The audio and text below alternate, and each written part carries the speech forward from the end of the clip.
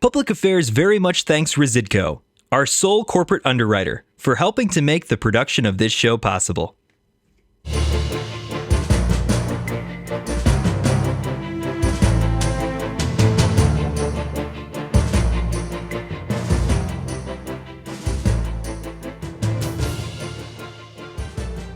So if somebody had an assault weapon ban in Illinois or in the United States, but in your case, since you're sitting on the Illinois Supreme Court, you'd have to balance the rights to self-defense that might be infringed by that ban against what? Against other things?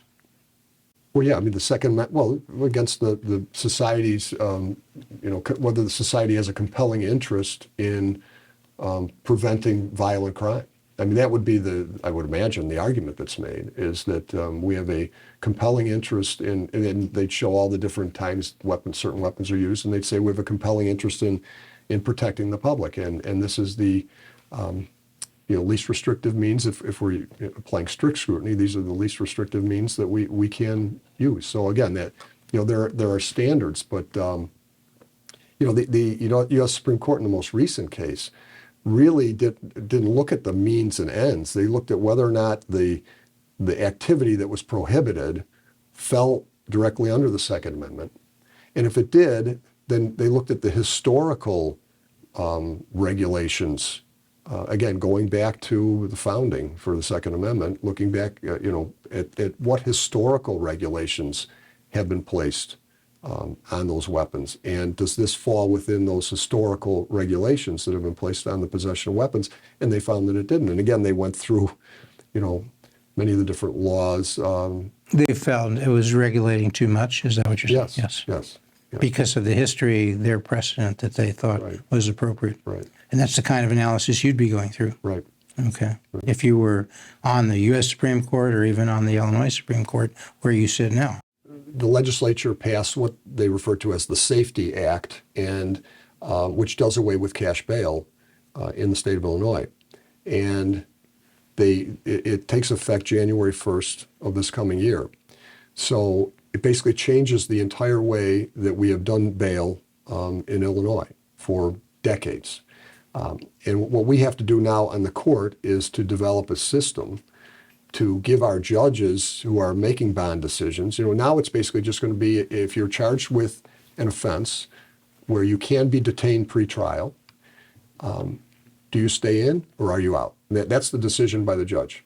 So we have to give our judges the best risk assessment instruments and the best information that we can in order to allow them to make that decision, in the best manner that they can. And then people who are released are going to be released potentially on conditions. And so the other side of it is monitoring and supervising those individuals in the community as they await trial. So we have an Office of Pretrial Services that we have developed basically, out of nothing, to implement this new law as it takes effect in January of this year. Welcome to Public Affairs. Guns. Guns are on people's mind a lot these days, and we're taping this show on July 19th. About 2 weeks ago, July 4th, big happening in Highland Park. Mm-hmm. All right. In a nutshell, what happened there? Well, it was a terrible tragedy, of course, and other than that, the person of interest the suspect has been charged, and because that is now a pending case, I'm really not going to comment on the facts and circumstances of that particular case. But what is public? What is public? Not to comment on, to give people, in a nutshell, the law that's come up, not necessarily that there's now a case there, mm-hmm. but the law that's on people's minds seems to be the Illinois Firearms Restraining Order Act. Mm-hmm. One of the things. One of the things, right. And the red flags law, which is a separate law, as I understand it. Well, you could call both of them really red flag laws if you want. I mean, it's just really just a way to describe the laws. I mean, the Illinois Firearm Restraining Order Act allows law enforcement or a family member to petition a court to get a restraining order for someone to take away their FOID card and to remove guns from their possession if they are a danger to themselves or others. I mean, it allows for an emergency order to be entered that could last up to 14 days, and then the person would have, they would have to go to court and prove by clear and convincing evidence that the person is a danger, and then the order could be extended for up to 6 months, and then it could be renewed thereafter. And it also has a provision to allow for the police or for a search warrant to be issued for the person's home or anywhere else where the person may be storing weapons in order to confiscate the weapons. So, I mean, that's one act that's come up. But again, that act has more to do with someone who has a FOID card or is known to possess weapons and someone feels that they're a danger. If someone doesn't own weapons or they don't have a FOID card, I don't know that anybody would think to go to court to get a firearm owner's restraining order. And I don't know that, I'd have to think whether a court would even issue it, because they would probably say, well, what weapons are we confiscating and what FOID card are we confiscating? And then the answer would be none. The other law that comes into play, though, that would be more appropriate to somebody who doesn't have weapons and doesn't have a FOID card is under the FOID Card Act. There are provisions where police, school officials, mental health officials, if someone is a clear and present danger to themselves or others, they can send this form to the Illinois State Police. And then the Illinois State Police will will review the form as well as any materials that are sent with the form, police reports, things like that.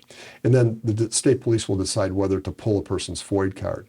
If the person doesn't have a FOID card, then if they were found to be a danger, they would leave that on file in case a person ever applied for a FOID card. Now, there was a bit of I wouldn't say a loophole, but a problem with that, in that if the state police determined that the person wasn't a clear danger, they didn't file anything on the person. So it's never on file. So if the person applies for a FOID card later, the state police wouldn't have that information before them.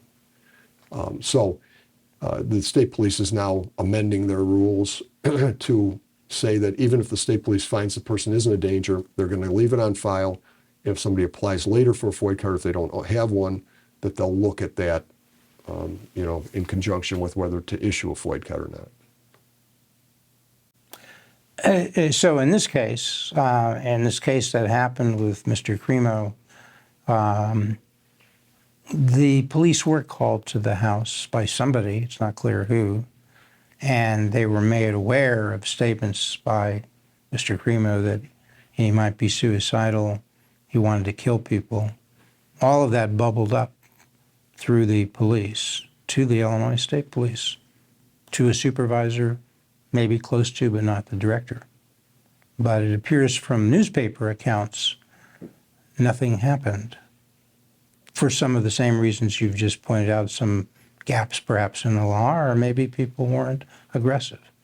But certainly the state's attorney could have maybe had a mechanism to be on top of this. The director of the Illinois State Police could have had a mechanism. The schools could have had a mechanism.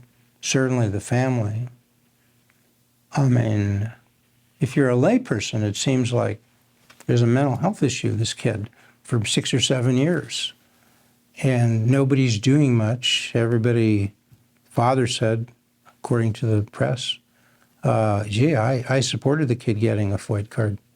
And he did, and he got the guns, and the father was supporting that. He didn't see a problem. I don't know. We see some commonality here in terms of how these things arise in a number of these so-called mass shootings around the country, not just in Illinois. And I know you've talked about accountability. Where's the accountability here? Who should be accountable? Well, I mean, that's going to be hashed out, I would imagine, in the courts. I mean, I don't know that anybody else has been charged in the case as far as criminal charges. No. But I mean, when the Illinois Supreme Court, for which you were running, when they decide cases, they decide only the case and controversy before them. You've told me that. Right. You don't go out looking for things. Mark Curran has said that, okay, when he was here. What's before you is what's before you, and you can decide things. And you can have a ruling in a case, or you can have dicta that are not specific to the ruling, but yet they carry some weight. Mm-hmm. There's lots of ways in which the Illinois Supreme Court justices, collectively or individually, can guide or influence society on these issues. Am I right? Well, I mean, again, as you said, the record that appears before us on a given case in controversy is what we decide the case on. And, you know, we could go outside maybe during oral argument if we find out something and ask questions about it, and this record could potentially be supplemented. But, you know, we are confined to the record. So we don't go out and we're not a fact-finding body. We're not going to do a legislative hearing on this case or some other case to go out and find facts that may not be in the record or that nobody has presented to us, or nobody, I should say, is presented to the lower court. We decide the case, you know, any reviewing court based upon the record that's made in the lower court. Now, if we're talking about accountability, I think just as a societal issue, people have to be more responsible. People have to be, and I'm not talking about this case in particular, but just people in general have to be more responsible.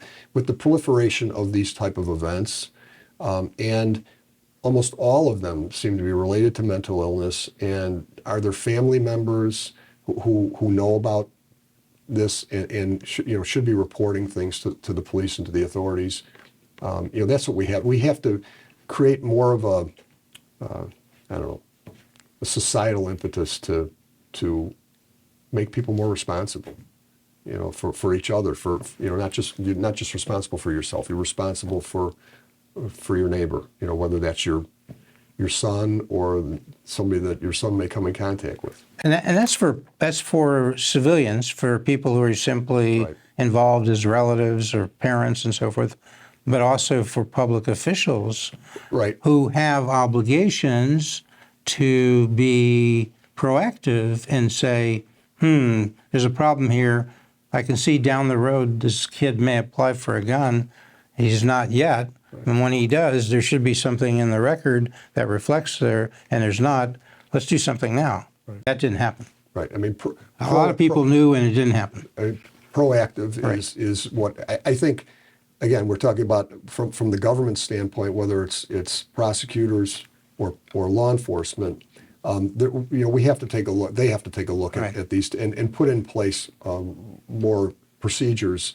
Although I will say, you know, if in fact a red flag is filed with the state police, you know, what else on the books at that point in time was there for you know, police to do in that situation? What else was not the police? I think the Right. police did everything. They told basically they gave this information to the Illinois State Right. Police. Right. They're the people who had the ability to petition the court, which they didn't. They're the people who had the ability to say, how do we get something in the record so if this kid does apply, people will know about this, and maybe they want to say, no, he shouldn't get a FOID card. Well, Those folks had the ability, didn't they? My understanding, Or the state's attorney had the ability. yeah, my understanding is that the state police is State's attorney, of Lake County. Yeah, my understanding is the state police, again, in general, not in this case, but in Yeah. general, is looking to reform their rules. Oh, that's all future. Oh, I know. 7 people are dead now, Oh, right? I know. 30 people are injured. Right. It's nice to be doing it now, but we want a society in which somehow it's orderly and set up to avoid those 7 deaths and 4 deaths somewhere else. And you know what I mean? I know exactly what you mean, sure. I mean, that's reasonable. Right. I'm not asking too much, am I? No. Okay. No. So, because the Second Amendment, clearly under Heller and other cases, I think you would say, right, that under federal constitutional doctrine, or U.S. constitutional doctrine, people have a right to self-defense, Right. right? Well, the Supreme Court has said that, and they just reaffirmed that in the Bruin case. Okay, so they have that right. Right. Whatever the Second Amendment says, whatever other people think, they think it means. The U.S. Supremes think it means people have a right to self-defense, right? Right. They can go out and get in a gun. I guess some would, maybe, is it ambiguous? Do they mean everybody's got a right to go out and get a semi-automatic, to get what people commonly refer to as an assault weapon? Well, the most recent case, the Bruin case, was a handgun case, and that was Okay. the right to possess a handgun in public for self-defense. Heller and McDonald were possessing handguns in the home for self-defense. Now this has been extended. So now if we're going to now start talking about certain other types of weapons, then those have to go through the court system.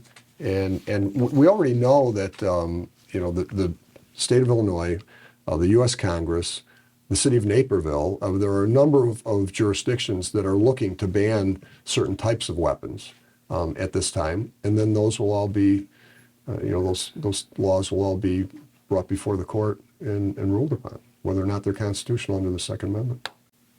All right, and they may bubble up to for you to rule on in the Illinois Supreme Court. Right, but I mean, the ultimate arbiter of the Second Amendment is the U.S. Supreme Court.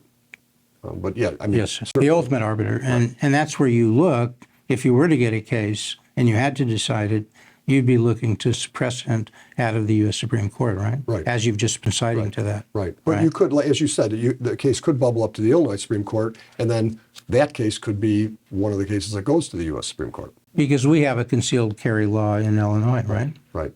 And the U.S. Supreme Court has said that concealed carry licensure, in dicta they've said this, that there's not a constitutional prohibition to that. Mm-hmm.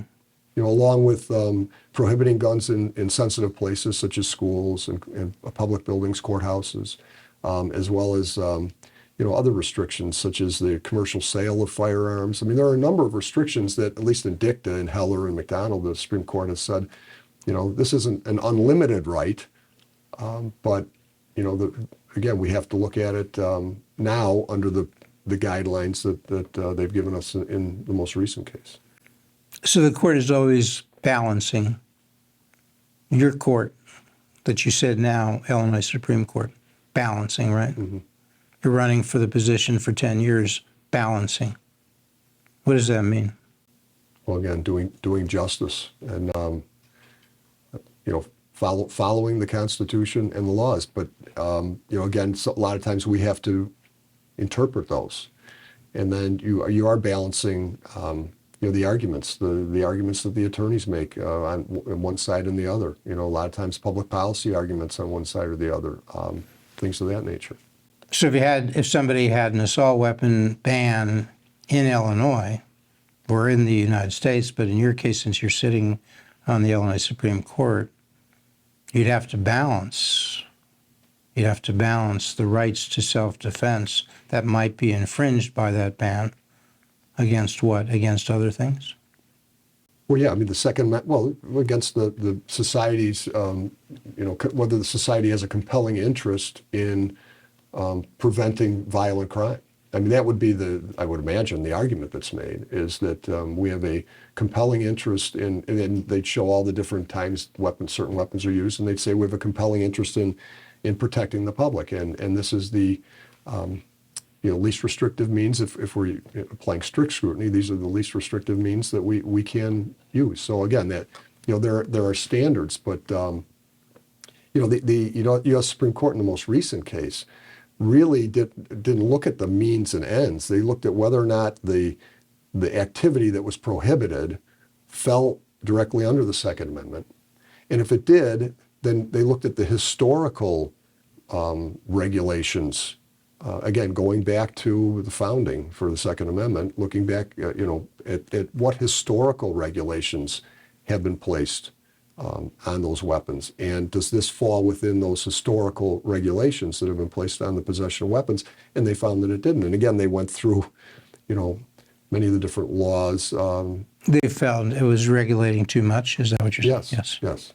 Because of the history, their precedent that they thought was appropriate. Right. And that's the kind of analysis you'd be going through. Right. Okay. Right. If you were on the U.S. Supreme Court or even on the Illinois Supreme Court, where you sit now, right? Correct. Okay.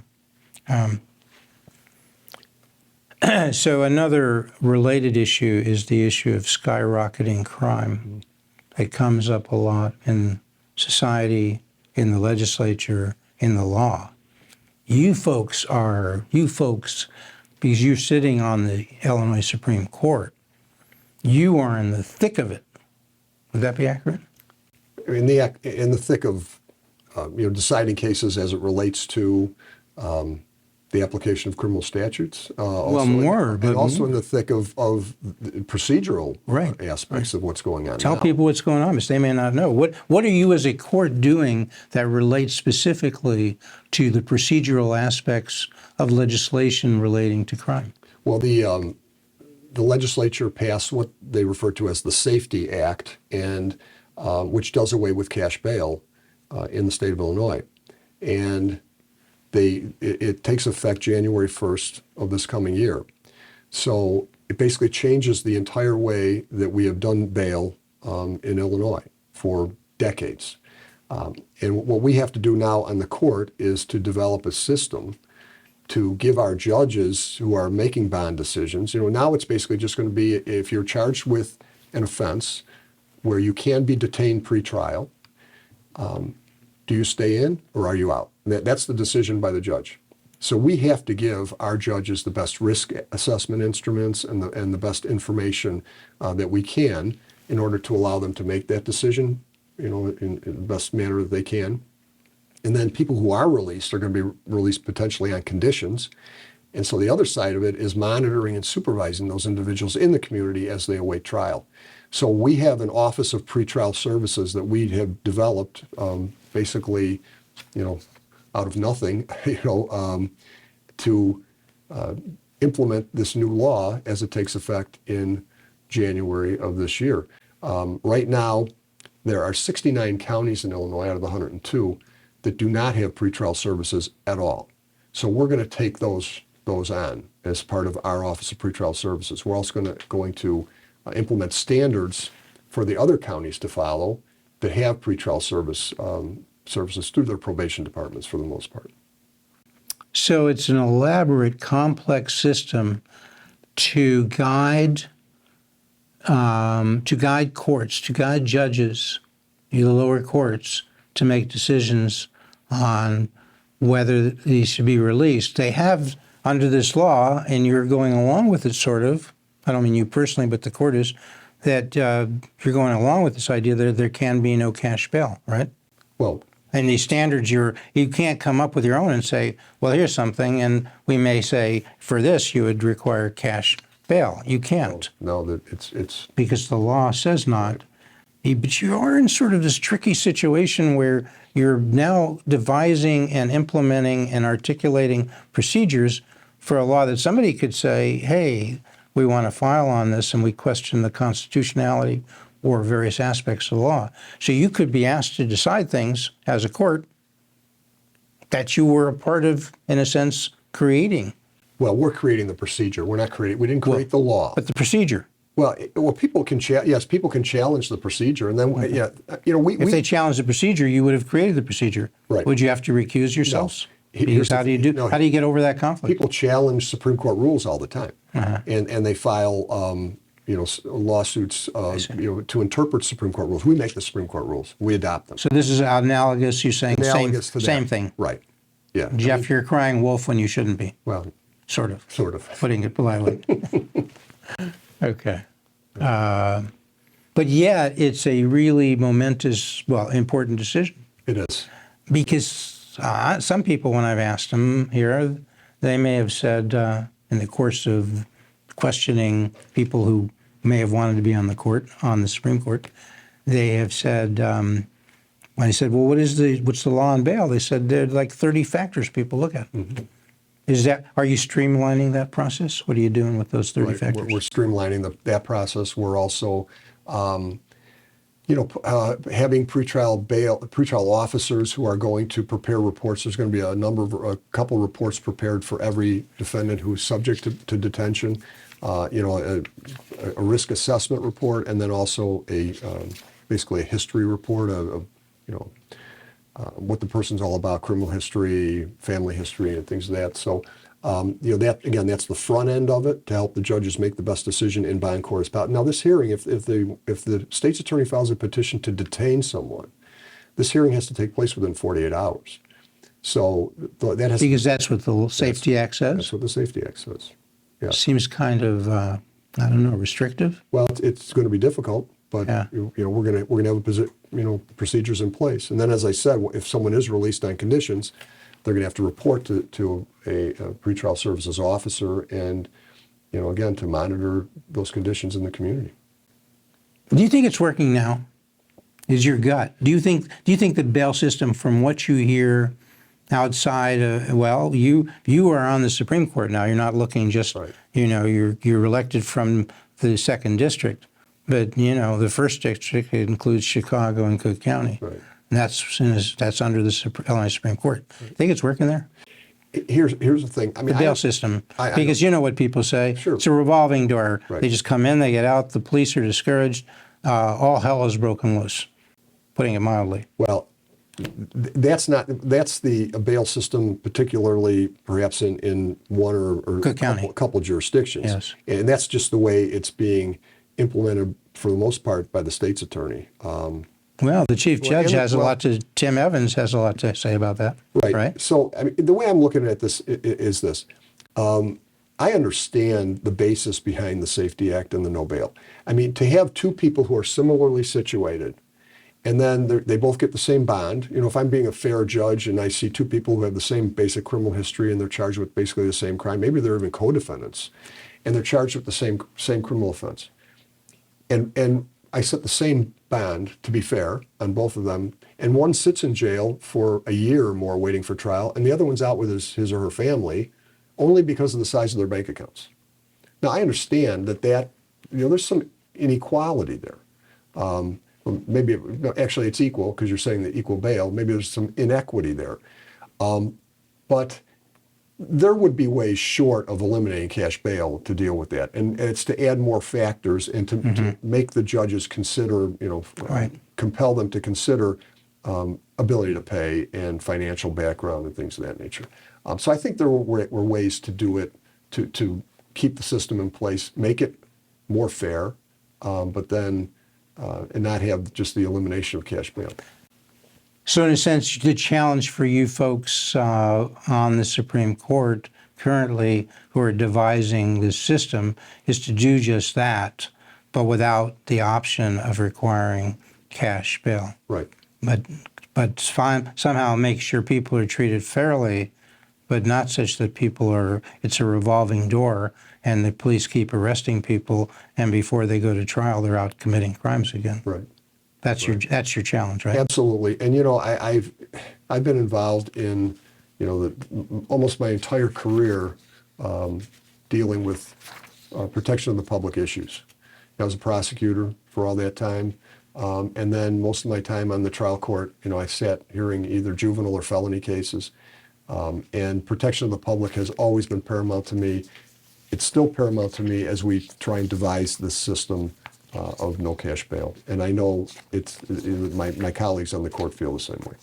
Okay. So you come back, and you come back next week and every week to Public Affairs.